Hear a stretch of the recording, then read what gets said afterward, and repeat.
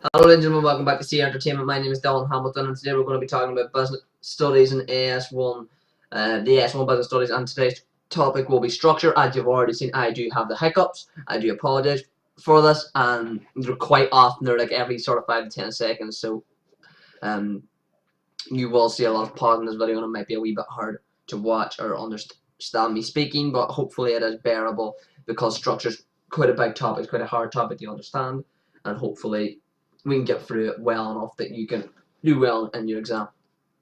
So, businesses are structured then. So, the way a business is structured is determined by the relationship between the individuals, who is in charge, who is the authority to make decisions, and how the information is communicated. There are tall hierarchical and flat hierarchical structures. Organization A is a tall hierarchical structure. Organization B is a flat hierarchical structure. Essentially, tall just means many layers, and flat is less layers. So, the ways a business can be structured then. The first one here is by function. So, arranging a business according to what each section or department does.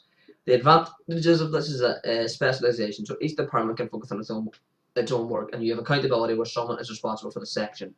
You also have clarity where you know your and others' roles. You have the disadvantages though, however, which are close communication could lead to lack of focus, departments could become resistant to change, and coordination may take too long, along with a gap between the top and the bottom layers.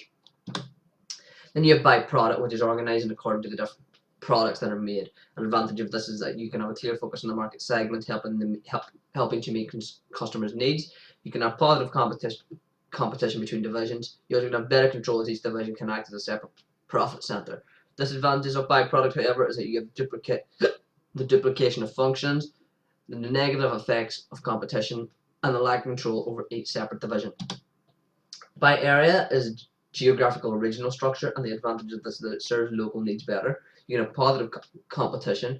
There's more effective communication between the firm and the local community.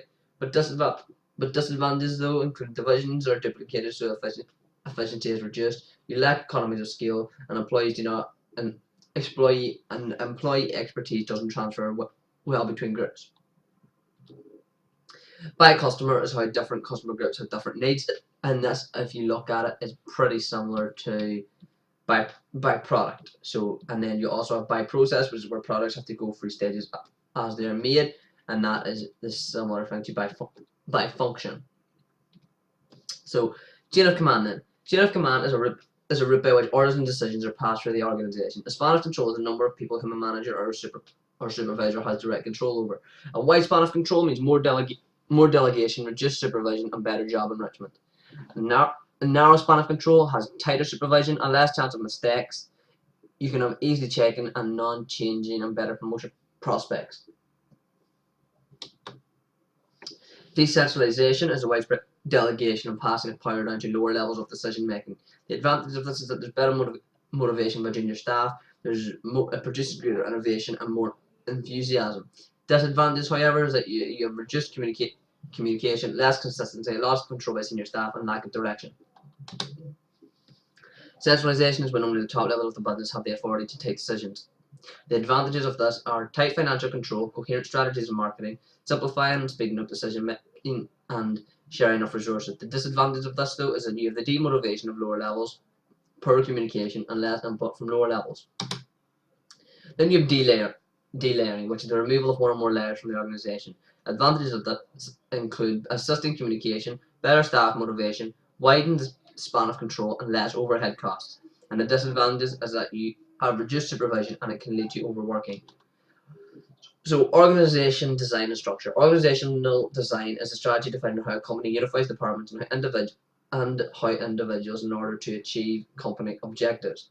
It is the formal process of integrating people, information, and technology in the right mix to achieve those objectives. It focuses on structures and tight managerial control, and it's tended to ignore people and the job that are most likely to encourage them to work effectively. Then you have organizational structure, which is the formal lines of authority and power and the relationship between different people and functions in an organization. Or hierarchy then. So, organizational hierarchy is a level of authority and accountability of the organization and a vertical division.